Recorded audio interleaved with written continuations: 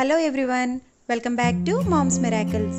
ఈరోజు మీకోసం చాలా టేస్టీగా ఉండే ఒక స్పెషల్ చక్కెర పొంగల్ని ఎలా చేయాలో చూపించబోతున్నాను.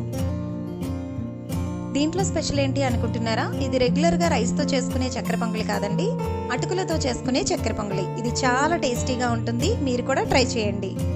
ఇది కర్ణాటకలో చాలా స్పెషల్ స్వీట్ అండి. ప్రతి అకేషన్స్లోనూ ఏ ఫెస్టివల్కైనా కూడా కంపల్సరీ దీన్ని చేసుకుంటారు. సో ఇంకా ఆలస్యం చేయకుండా ప్రొసీజర్ ఏంటో చూద్దాం.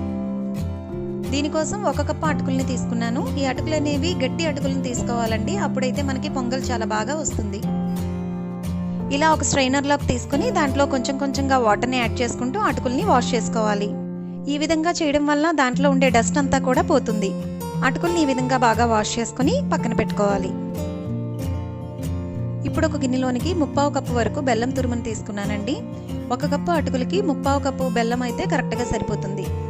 ఇప్పుడు దీనిలోనికి కొంచెం వాటర్ని, అంటే 1/2 కప్పు కన్నా కొంచెం తక్కువ వాటర్ని వేసుకోవాలి. దీనిని స్టవ్ మీద పెట్టుకుని బెల్లం కరిగేంత వరకు వేడి చేసుకోవాలి. దీనికి ఏమీ పాకం అవసరం ఉండదండి, జస్ట్ బెల్లం ఈ విధంగా మెల్ట్ అయితే సరిపోతుంది. మనం వాటర్ యాడ్ చేసుకునేటప్పుడు కరెక్ట్గా చాలా తక్కువ వాటర్ యాడ్ చేసుకోవాలండి. ఎక్కువ వాటర్ వేస్తే కనుక పొంగల్ సరిగ్గా రాదు. ఇలా కరిగించుకున్న బెల్లాన్ని స్ట్రైనర్లో వడకట్టుకోవాలి. ఈ విధంగా చేయడం వలన బెల్లంలో ఉండే డస్ట్ పార్టికల్స్ అన్నీ కూడా పోతాయి. ఇప్పుడు ఒక ప్యాన్లో 2 టీ స్పూన్ల నెయ్యిని తీసుకోవాలి. నెయ్యి కరిగిన తర్వాత దీనిలోనికి 10 నుంచి 15 జీడిపప్పులను వేసుకొని కొంచెం కలర్ మారేంత వరకు వేయించుకొని తీసి పక్కన పెట్టుకోవాలి. దీనిలోనికి ముందుగా వాష్ చేసి పెట్టుకున్న అటుకుల్ని వేసుకొని ఈ విధంగా 2 నిమిషాల పాటు వేయించుకోవాలండి.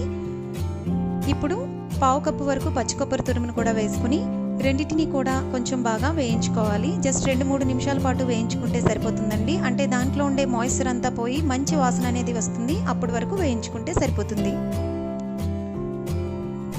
ఈ విధంగా ఒక 3 నిమిషాల పాటు ఫ్రై చేసుకున్న అటుకుల్లోనికి ముందుగా వడకట్టి పెట్టుకున్న బెల్లం సిరప్ని యాడ్ చేసుకుని ఒకసారి బాగా మిక్స్ చేసుకుని మూత పెట్టుకొని ఒక 3 నుంచి 4 నిమిషాల పాటు ఉడికించుకోవాలి.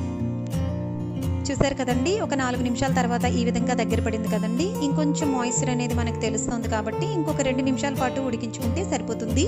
దీనిలోనికి 1 టీ స్పూన్ వరకు ఇలాచీ పౌడర్ని యాడ్ చేసుకొని ఒకసారి మిక్స్ చేసుకోవాలి. 2 నిమిషాల తర్వాత మీరు చూసినట్లయితే మన పొంగల్ అనేది రెడీ అయిపోయిందండి.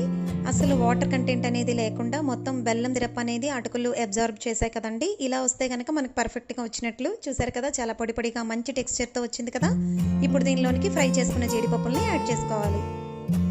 దీన్ని ఒక ప్లేట్లోకి తీసుకొని సర్వ్ చేసుకోవాలి. ఇది వేడిగానైనా చల్లగానైనా కూడా ఈ విధంగానే పొడి పొడిగా చాలా టేస్టీగా ఉంటుందండి. నోట్లో వేస్తే కరిగిపోయినట్లు ఉంటుంది. అంతేనండి, ఎంతో టేస్టీగా ఉండే అటుకుల చక్కెర పొంగలి చాలా ఈజీగా క్విక్గా రెడీ అయిపోయింది కదా. రెగ్యులర్గా చేసుకునే చక్కెర పొంగలి కన్నా అప్పుడప్పుడు ఈ విధంగా చేస్తే ఇంట్లో అందరూ ఇష్టపడతారు. మరి ఈ వీడియో కనుక మీకు నచ్చినట్లయితే లైక్ చేయండి, మీ ఫ్రెండ్స్తో షేర్ చేయండి, సబ్స్క్రైబ్ చేయడం మాత్రం మర్చిపోకండి. మీరు కూడా ట్రై చేసి ఎలా వచ్చిందో నాకు కామెంట్స్ ద్వారా తెలియచేయండి. మరొక వీడియోలో మళ్ళీ కలుసుకుందాం. అంతవరకు బాయ్.